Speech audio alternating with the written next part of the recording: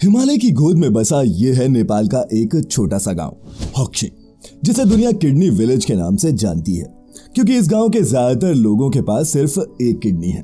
अब आप भी सोच रहे होंगे कि हर इंसान के पास 2 किडनियां होती हैं, फिर यहाँ के लोगों के पास सिर्फ एक किडनी कैसे है? तो इसका जवाब है ह्यूमन ऑर्गन ट्रैफिकिंग, माने कि मानव अंगों की तस्करी। दोस्तों, होक्से नाम का ये गांव पूरे नेपाल में मानव अंगों की तस्करी के लिए बदनाम है। और ये लोग सिर्फ अपनी किडनी ही नहीं बेचते, बल्कि इनमें से कई लोग नेपाल में फैले ह्यूमन ऑर्गन ट्रैफिकिंग के काले धंधे का हिस्सा भी हैं। पर यह सब शुरू कैसे हुआ? मानव अंगों की तस्करी का ये काला धंधा इस छोटे से सुदूर गांव तक पहुंचा कैसे, और क्यों नेपाल में लोग अपने अंग बेचने को मजबूर हैं? तो अगर आप भी जानना चाहते हैं नेपाल के इस इलीगल ऑर्गन ट्रेड का पूरा सच, तो आज की इस वीडियो को बिना स्किप किए पूरा देखिएगा।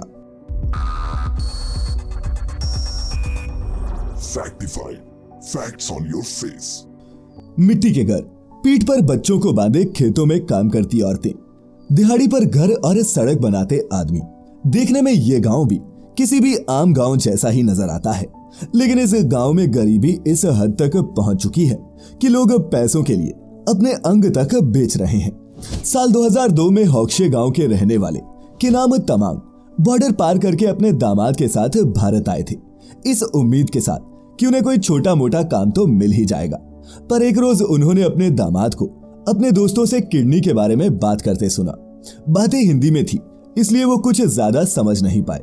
पर जब दूसरे ही दिन उन्हें एक अस्पताल ले जाया गया तो पता चला कि उनकी एक किडनी निकाली जा रही है।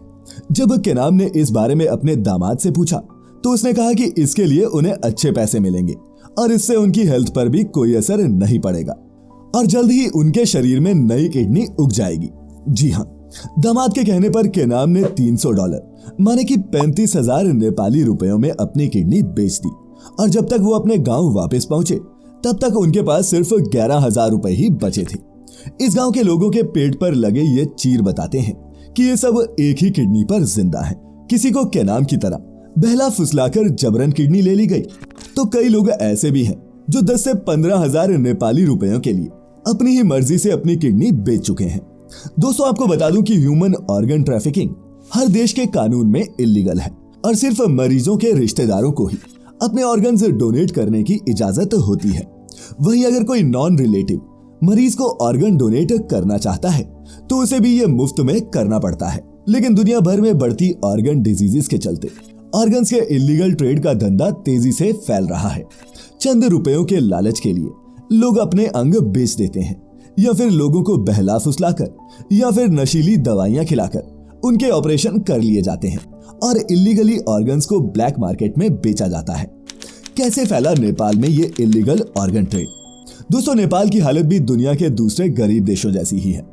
यहाँ के लोगों में बीमारियां एक आम बात हो चुकी हैं। काठमांडू की सड़कों पर रोजाना ऐसे लोग देखने को मिलते हैं जो अपनी बीवी, बच्चे या फिर पति के लिए किडनी डोनर्स की तलाश कर रहे होते हैं। और किडनी की इस डिमांड ने इस देश में ऑर्गन ट्रैफिकिंग के इस काले धंधे को जन्म दिया है। वहीं इलिटरेसी और लैक ऑफ अवेयरनेस ने इस काले धंधे को नेपाल में बढ़ने में मदद की है। 1990 में पहली बार एक दलाल ने होक्से गांव के एक आदमी को किडनी डोनेट करने के लिए अप्रोच किया था और उसके बदले में उसने उसे 10,000 नेपाली रुपए दिए थे।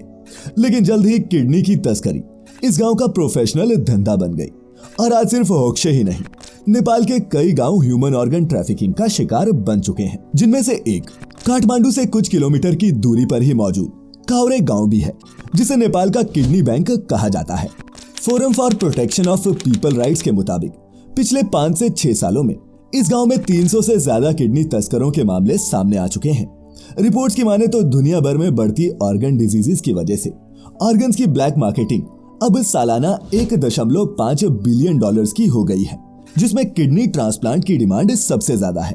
और इलीगल ऑर्गन ट्रेडिंग का ये बिजनेस दुनिया के 20 से ज्यादा देशों में फैला हुआ है, जिसमें नेपाल एशिया में ह्यूमन ऑर्गन ट्रैफिकिंग का हब है।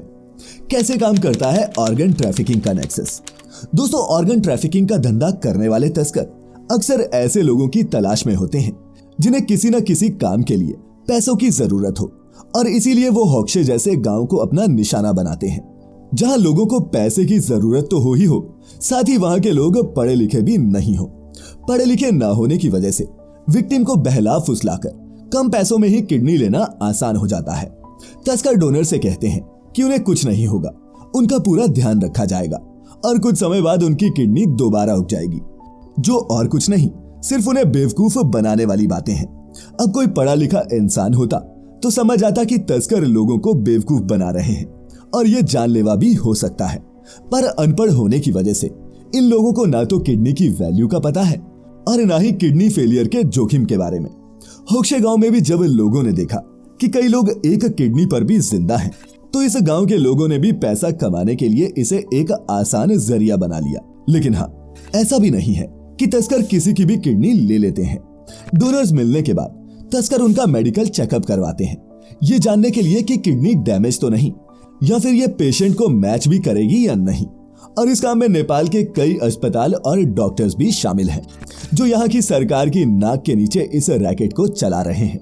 वहीं किडनी मैच होने के बाद तस्कर डोनर को 10 से 15 हजार नेपाली रुपए पकड़ाकर उसकी किडनी अस्पताल में निकाल लेते हैं और उसकी एवज में मरीज के परिवार से 1 से 3 लाख रुपए लेते हैं। 16 साल के निरोज भी किडनी तस्करों के इस जाल में फंसकर अपनी एक किडनी गवा बैठे। निरोज सिंगर बनना चाहता था, लेकिन एल्बम रिकॉर्ड करने के लिए भी पैसे लगते हैं।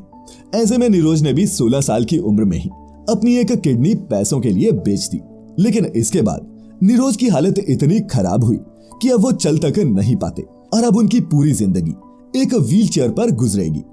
होक्शे गांव से शुरू हुआ मानव अंगों की तस्करी का ये बिजनेस अब पूरे नेपाल में फैल चुका है और होक्शे गांव के कई लोग खुद भी अब ऑर्गन ट्रैफिकिंग के इस काले धंधे को ऑपरेट करते हैं या फिर अस्पतालों के लिए दलाल का काम करते हैं। साल 2013 में नेपाली पुलिस ने इस गांव के 10 लोगों को एक स्ट्रिंग ऑपरेशन के बाद ह्यूमन ऑर्गन ट्रैफिकिंग के जुर्म में अरेस्ट किया था। पर नेपाल में चल रही मानव अंगों की तस्करी में कोई कमी नहीं आई। Nepal India link. दोस्तों, किडनी की बीमारियां, इलिटरेसी और पॉवर्टी के अलावा एक और कारण है जिस वजह से ऑर्गन ट्रेड का ये काला धंधा धड़ल्ले से पूरे नेपाल में चल रहा है, और वो है भारत और नेपाल के बीच नो बॉर्डर रिस्ट्रिक्शंस। ज्यादा पैसों के लालच में तस्कर विक्टिम को भारत लेकर आते हैं और ऐसे मरीज की तलाश करते हैं जिससे विक्टिम की किडनी मैच हो जाए।